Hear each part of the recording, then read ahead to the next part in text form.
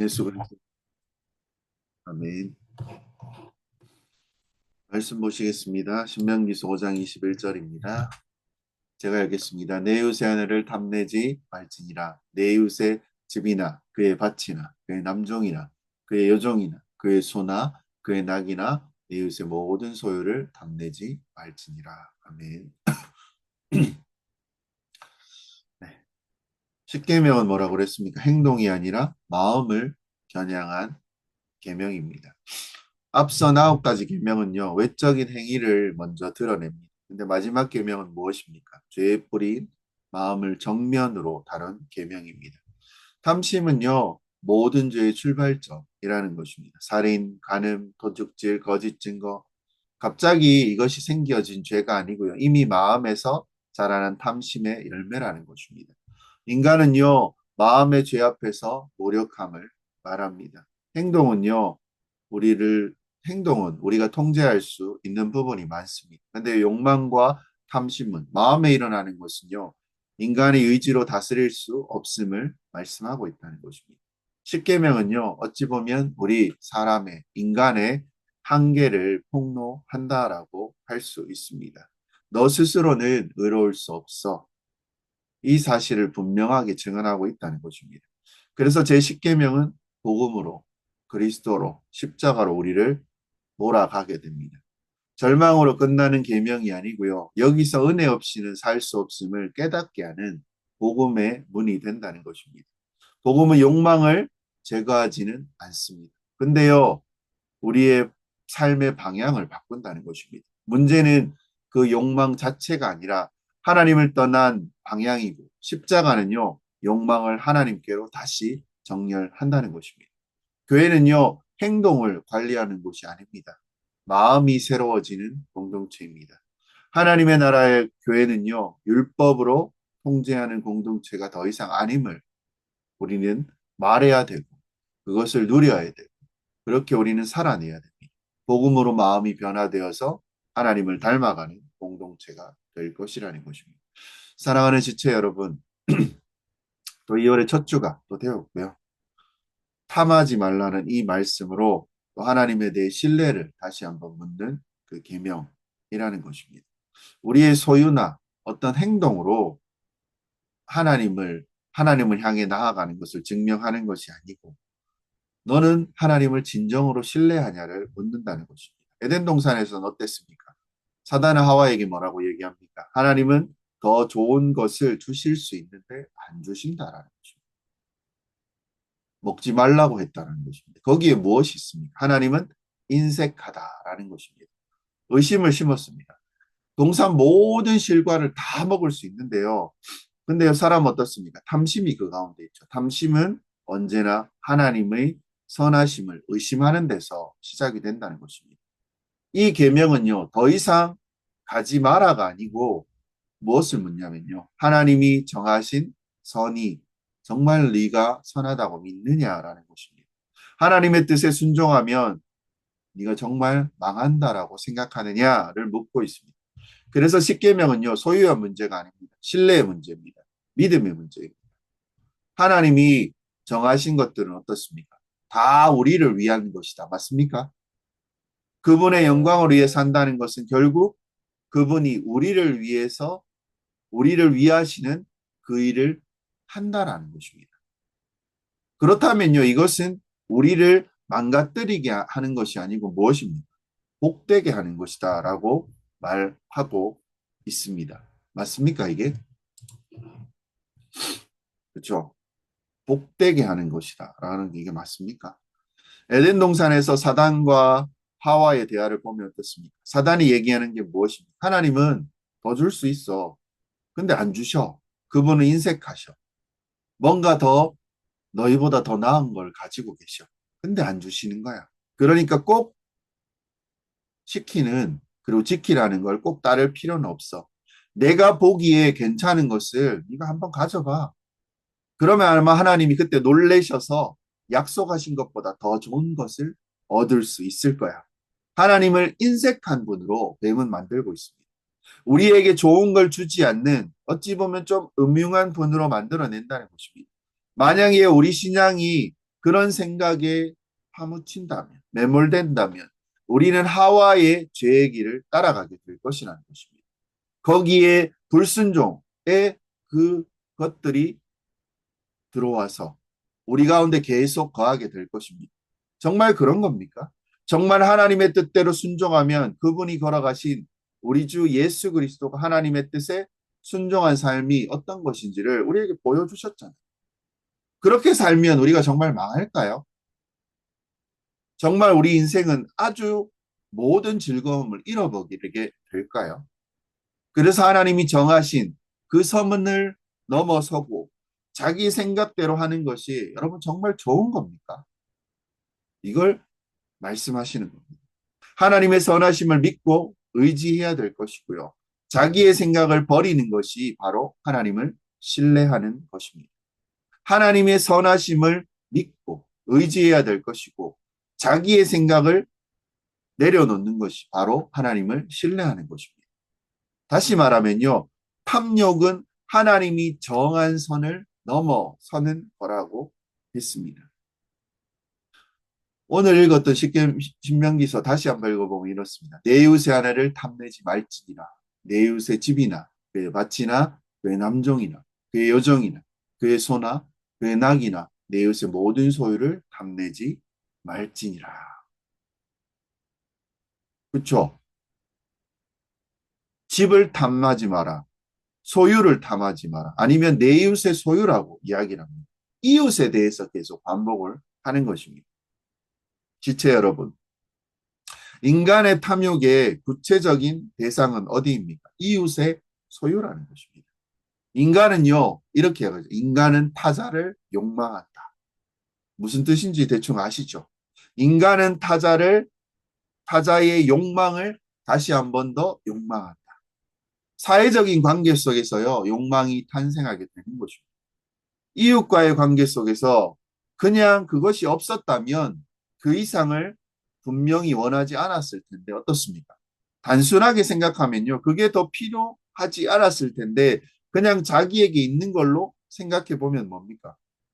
옛날부터 얼마나 우리가 잘 살았습니까? 옛날에 뭐 단칸방에 살고 좁은 방에 있었잖아요. 뭐 로봇 청소기 요즘 나오잖아요. 옛날에 문지방이 높아서 다니지도 못했잖아요.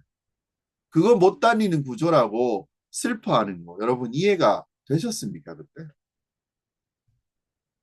더 어떻습니까? 사회적인 관계, 타자와의 이웃과의 이 사회적 관계 속에서 인간의 뭐가 탄생된다고요? 욕망이 탄생됩니다.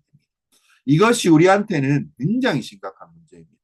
기본적인 소유도 내가 지금 필요한 게 있냐 없느냐 그 문제로 가는 것은 아닙니다.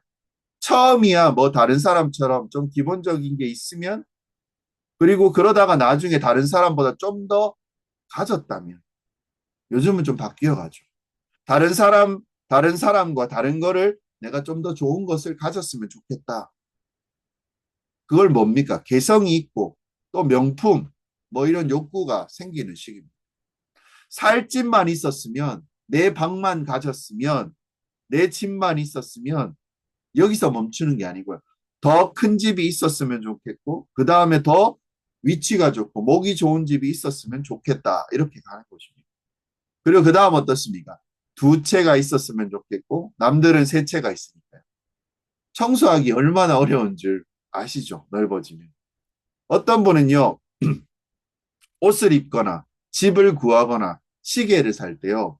우리 마음속에 다른 사람이 들어왔다는 것처럼 가방을 명품 가방을 사고 나왔는데 내가 한 게 아니고요. 내 마음에 누가 들어왔다 나간 것처럼 그렇게 받아들인다는 거죠. 그렇죠? 옷을 입거나 집을 구하거나 시계 살 때 우리 마음속에 다른 존재가 들어 있었다. 누가 들어와 있을까요? 지름신? 어빙이라는 사람이 있습니다. 윌리엄 어빙이라는 사람. 우리는 이렇게 이야기합니다. 우리는 다른 사람의 찬사를 얻기 위해 다른 사람들이 우리를 부러워하도록 하기 위해 조심스럽게 계산된 이미지를 투사하는데 우리가 가진 것 어느 정도는 기꺼이 투자하려고 한다. 똑같은 액수의 공급인데 똑같은 돈을 우리가 벌었다는 거죠. 근데 그것이 당신의 기운을 빠지게 할 수도 있고 기분 좋게도 할 수도 있고 당신의 복음의 액면가치 외에 경제학자들이 말하는 위치상의 가치도 갖고 있기 때문이다. 봉급 명세서를 받을 때 어떻습니까? 당신은 관심을 주는데 그 X뿐만 아니라요. 동료들과 비교해서 얼마나 많은 혹은 적게 받느냐에 그 사실에 관심을 두고 있다는 것입니다. 사실 어떻습니까? 우리 소유하고 있는 것을 절대적인 가치보다는요. 위치상의 가치에 더 관심을 둔다는 겁니다. 집을 살 때도 그 집이 큰 집이냐, 뭐 또 누구보다는 그 집이 다른 사람의 집 위에 더 크냐, 아니면 더 작으냐, 이게 더 중요하다는 것입니다. 이것이 어디서 옵니까? 우리 마음입니다. 이게 욕망이고요, 욕구이고요, 탐심의 근원이라는 것입니다. 그래서 열 번째 계명은 뭐라고 이야기합니까? 분명히 얘기하는 게 있습니다. 내 이웃의 소유를 탐하지 말라. 만약에요, 이렇게 될 때는 늘 비교하고 더 많이 갖기를 원할 것이고, 남이 다른 것을 갖기를 원하고 어쩌면 그 이상을 넘어서 이런 생각들을 하게 된다는 것입니다. 남의 것을 탐하는 마음이요, 이 모든 죄의 근본을 형성할 때가 많이 있다는 것입니다. 그래서 십계명의 내용들을 보면 어떻습니까? 도대체 어떻게 하면 좋겠냐는 것입니다. 어떻게 하면 십계명을 이룰 수 있냐라는 것입니다. 사랑하는 지체 여러분, 우리 주 예수 그리스도이신 그분이 하시는 일에 대해서는요, 저는요, 이렇게 말할 수밖에 없습니다. 하나님이 우리의 연약함과 부패함을 다 아신다는 것입니다. 십계명을 들을 때 어떻습니까? 복음에 대해서 이해가 없는 분들은 분명히 이렇게 이야기할 것입니다. 누가 이 탐욕에서 벗어날 수 있습니까? 당신이 이런 거 탐하지 않을 자신 있어요? 이렇게 물을 겁니다. 이렇게 묻고 싶을 것입니다. 하나님은요, 이런 걸 우리 보고 지키라고 주셨나요? 그럼 누가 도대체 이걸 지킬 수 있습니까? 이런 계명을 왜 주셨습니까? 근데요, 하나님 우리를 아세요. 우리를 제대로 아세요. 나보다 나를 더 많이 아신다는 거예요. 근데 우리가 얼마나 부패한지, 얼마나 탐욕 가운데 빠져 있는지 여러분 아십니까? 그래서 열심히 해봐. 이렇게 하지 않으십니다. 하나님 뭐라고 그래요? 더 열심히 해서 부패하지 않게 노력해봐. 이게 아니고요. 너희는 죄인이야. 너는 못 지켜. 이 말씀을 하시려고 계명을 주신 것입니다. 그리고 못 지키니까 어떻게 하면 좋겠습니까?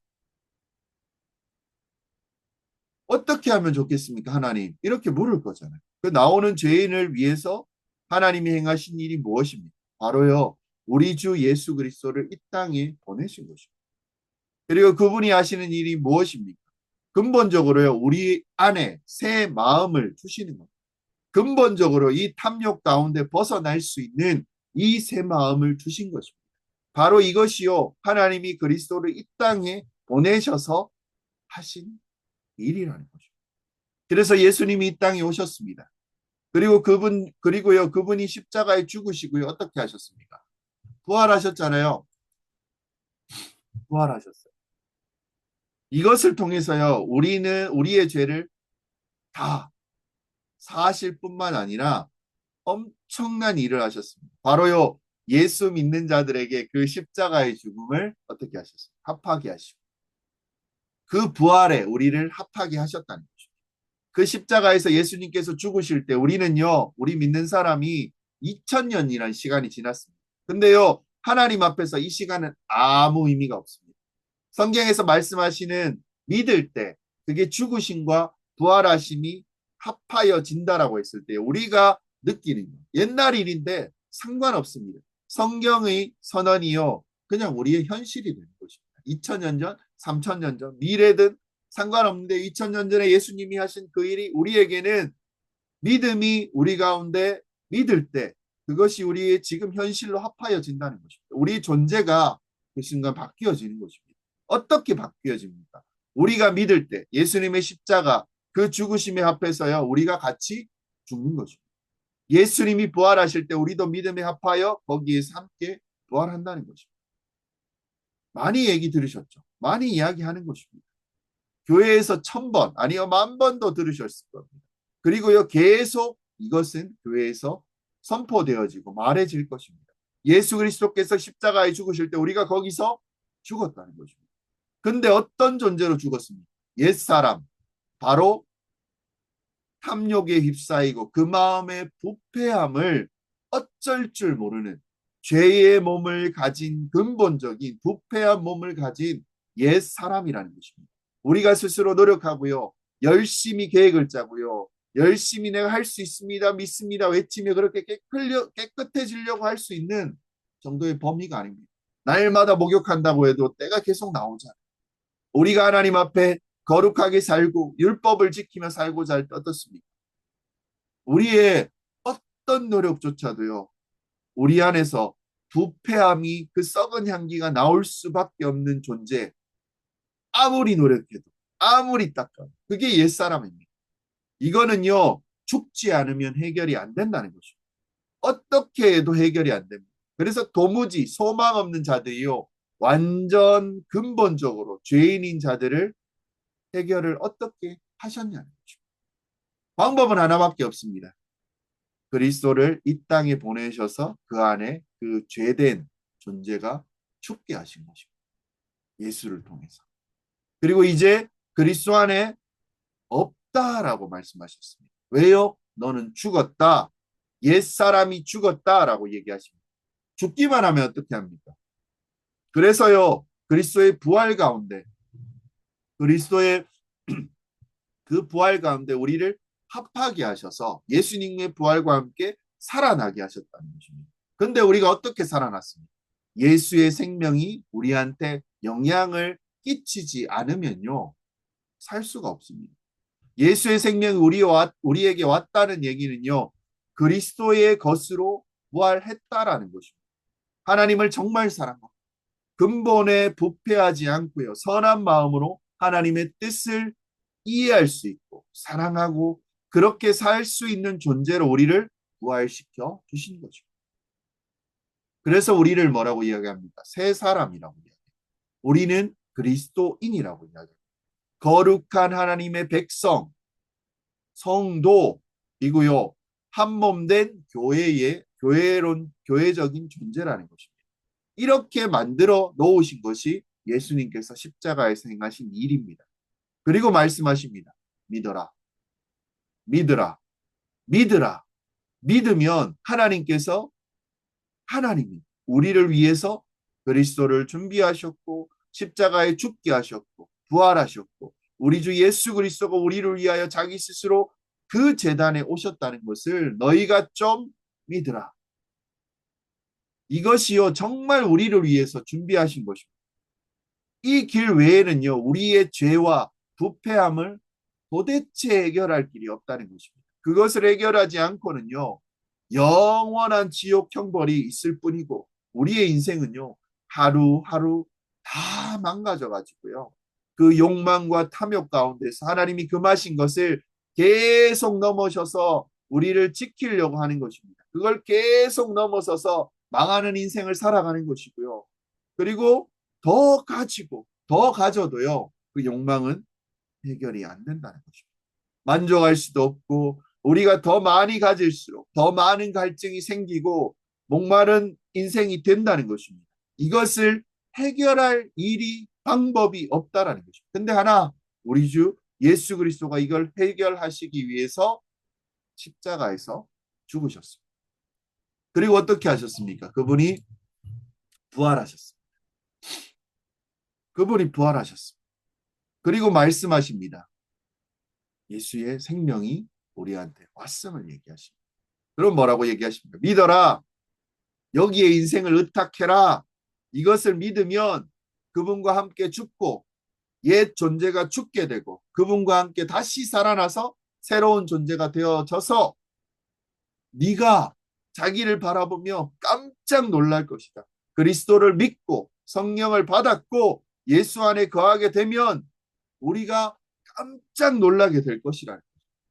근본적으로요. 우리의 마음에 새로운 마음이 생길 것이고 그것이 우리를 지배하게 된다는 겁니다. 우리를 이끈 사실을 우리는 분명히 그때 알게 된다는 것입니다. 이 모든 것을 우리가 믿기만 하면 하나님이 그리스도 안에서 우리를 위해서 행하신 그 일이 우리를 위해 행하신 것임을 믿고 그 내 손을 내밀어 그의 선물을 받기만 하면 거기서 자기의 인생을 의탁하고 정말 한번 그렇게 살아보겠다고 하나님을 의지하며 거기에 엎드리며 그 모든 것을 거저 아무 대가도 요구하지 않으시고 주시겠다는 것이 바로 복음입니다. 복음. 그리고요, 우리는 그런 은혜를 소망하고 여기까지 오게 된 것입니다. 사랑하는 지체 여러분, 예수님이 무슨 일을 행하셨습니까? 성경이 예수를 믿는 자에게 약속한 것이 도대체 무엇입니까? 지금까지 우리는 너무 많이 들어왔고 배워왔다는 것입니다. 그리고 오늘 또다시 한번 확인하고 있습니다. 모든 죄사함을 받았고요. 하나님 앞에 의롭다함을 얻었을 뿐만 아니라 실제로 이 땅에서 이 계명을 들은 것을 지킬 수 있는 새 마음을 가진 존재로 우리를 부활시켜 주신다는 그 사실도 우리는 오늘 또 다시 듣습니다. 뭐 100만 1번째. 그리고 여러분 이거를 거저 주셨다는 것입니다. 우리가 그리스도 앞에 어떻게 하면요? 엎드리기만 합니다. 그리스도 앞에 수고하고 무거운 짐진 자들아 다 내게로 오라. 그 말씀하신 것 내가 정말 의지할 게 없어서요. 겨우 가서 그리스도 앞에 나아갔는데 다른 거 안 했습니다. 엎드리기만 하면 모든 은혜를 주셔서 깨끗하게 하시고 모든 저주의 형벌에서 벗어나게 하시고 우리를 새롭게 빚으셔서 재창조하시고 거듭나게 하셔서 새 생명으로 새 마음으로 이제 정말 주님 앞에 거룩한 삶을 살아갈 수 있게 하신다는 이 사실을 참으로 여러분 믿으시기를 바랍니다. 그 은혜를 우리가 받고 주님께서 그 은혜를 주시기를 우리는 바라야 합니다. 그리고 믿어야 합니다. 사랑하는 지체 여러분, 경고 하나 하면 이렇습니다. 지적인 동의, 예수님 계셨지? 그래 나 그분 믿어. 거기에 머물지 마십시오. 이것이요 자기의 인생과 진짜 의미가 있어야 됩니다. 내 인생과 진짜 연결이 되어야 한다는 것입니다. 정말 신뢰가 되어야 할 것입니다. 인생을 여기에 여러분 진짜 의탁해야 됩니다. 여러분 삶의 모습 모든 영역에서요. 때때로 우리는 선택의 기로에 서서 정말 주의 약속하신 것을 믿고 한 걸음 디뎌야 합니다. 그래서요. 우리가 우리의 삶을 보면 이렇게 우리는 고백할 수 있어야 됩니다. 내가 정말 믿고 있습니다. 내가 정말 믿고 있습니다. 이것을 믿고요. 그렇게 살아가고요. 그렇게 할 때 이 은혜가 우리한테 진짜로 그제서야 있는 것입니다. 믿지 않는 사람은요. 이런 설교 안 듣습니다. 또 뭐 또 저런 얘기 또 하네. 똑같은 얘기 또 하네. 다 들었던 이렇게 생각합니다. 새 마음이 뭔지 뭐 중요한가? 나는 아니야 중간 정도 어디쯤에 있을 거야. 이렇게 생각합니다. 근데요 그것은요 설교를 안 듣고 안 믿는 게 아니고요. 하나님이 우리의 문제를 해결하시기 위해서 은혜로 주신 예수 그리스도를 거부하는 것입니다. 예수 그리스도를 거부하는 것입니다. 그게 여러분 사소한 문제입니다. 사랑하는 여러분, 십계명은요 근본적인 문제는 우리가 해결할 수 없습니다. 1계명부터 10계명까지 우리가 지킬 수 있는 게 단 하나도 없습니다. 10계명 앞에서 여러분 철저하게 마음을 무너져야 합니다. 우리가 도무지 처음부터 하나도 지킬 수 있는 존재가 아니구나. 이걸 여러분 아셔야 됩니다. 그렇게 알고 나는 못하니까 어째요? 나 안 되네요. 라고 얘기할 때 영적인 절망에 빠질 때 자신이 죄인임을 우리가 인정할 때 하나님이 그래서 그리스도를 준비했다라고 말씀을 하시는 것입니다. 그리고 그리스도 앞에서 어떻습니까? 그분의 십자가 앞에 진짜로 엎드리고 나아갈 때 그제서야 우리는 완전히 새로운 존재로 그 은혜 가운데 이 십계명을 지킬 수 있고 주를 위해 살 수 있는 존재가 됨을 우리는 믿고 다시 예수 그리스도를 바라보고 내가 무엇을 열심히 해서 탐욕에서 이겨내야지 하지 말고요. 아, 내가 마음의 탐욕을 이겨내야지 하지 말고요. 그리스도가 주신 새 마음으로 이미 탐욕을, 탐심을 내려놓을 수 있는 자가 되었음을 믿고, 아멘, 없습니다. 그리고 믿음으로 주를 위해 살아갈 수 있는 우리가 되었으면 좋겠습니다. 적용해 보면 이렇습니다. 탐심은요, 하나님이 정하신 선을 넘으려는 마음입니다. 더 가지는 것, 탐욕은요, 그 자체가 아니고요. 하나님이 정하신 그 경계를 넘어서는 마음입니다. 하나님이 주신 것을 만족하지 못하고요. 이 정도로는 부족해. 하나님보다 내가 더 잘 할 것 같아. 알 것 같아. 할 수 있어. 라는 그 생각하는 순간 탐심이 시작됩니다. 이것은요, 불순종 문제이기 전에 하나님을 신뢰하지 않는 것입니다. 그리고요, 두 번째로 인간의 탐심은 이웃과의 비교 속에서 자라나게 됩니다. 내 이웃의 집, 내 이웃의 소유라고 계속 십계명은 이야기를 합니다. 인간의 욕망은 혼자 있을 때보다는 이웃과 비교할 때 그것이 커진다는 것입니다.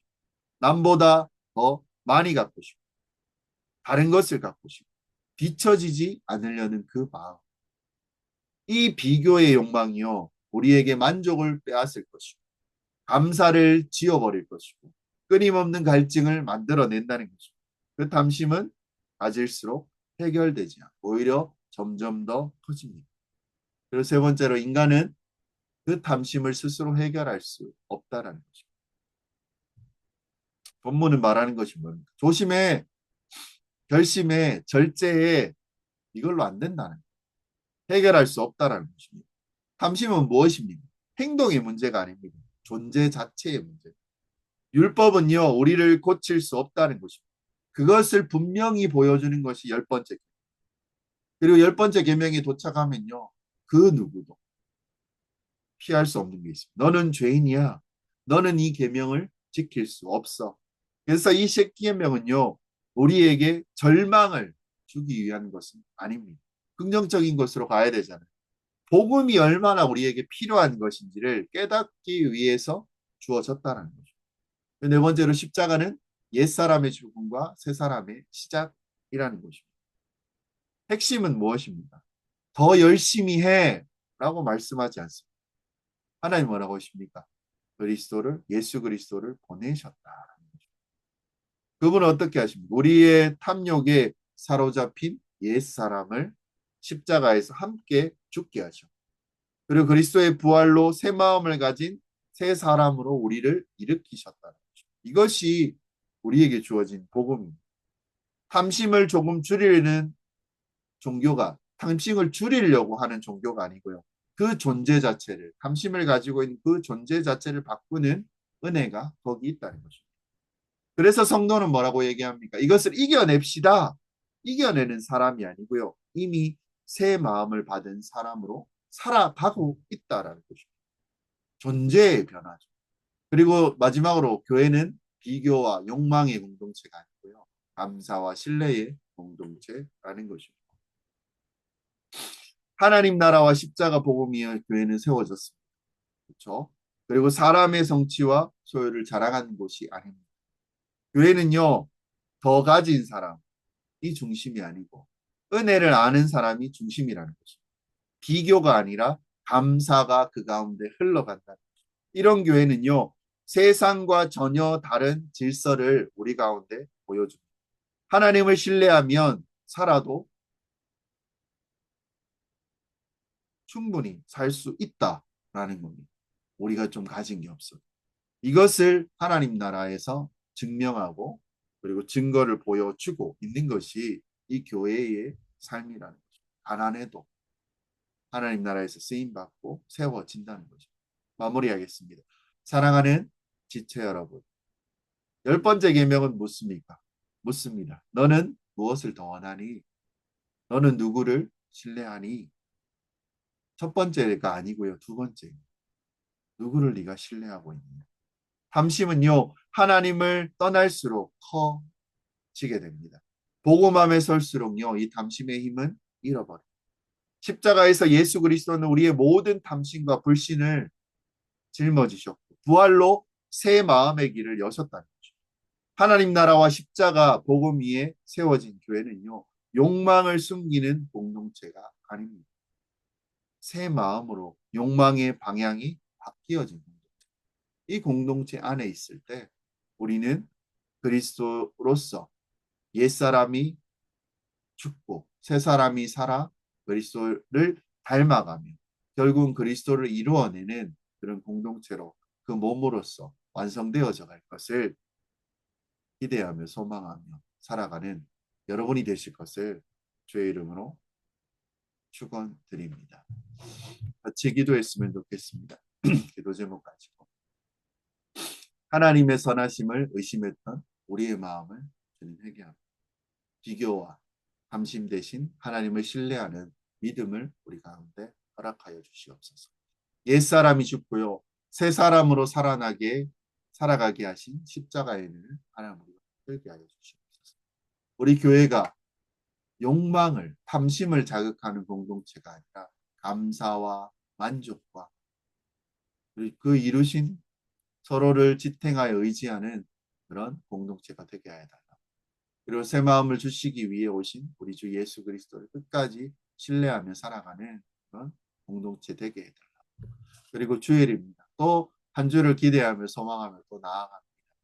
그 가운데 하나님 또 한 주 가운데서 더 예수를 닮아가게 하시고 예수를 소망케 하시고 우리 가운데 육신과 지체 가운데 아픈 지체들이 있습니다. 또 사업 가운데 힘들어하는 지체들도 있을 것입니다. 일자리와 그리고 구하지 못해서 쉬고 있고 무언가 바라고 하고 싶은 그런 바램들이 있는 지체들도 있을 것입니다. 그 모든 것들을 기대하며 소망하며 하나님께서 더 선한 길로 인도하실 것을 인도하여 달라고 그리고 그렇게 될 것을 믿고 확신하며 은혜 더하여 달라고 같이 기도하며 나아가겠습니다. 같이 기도드리겠습니다.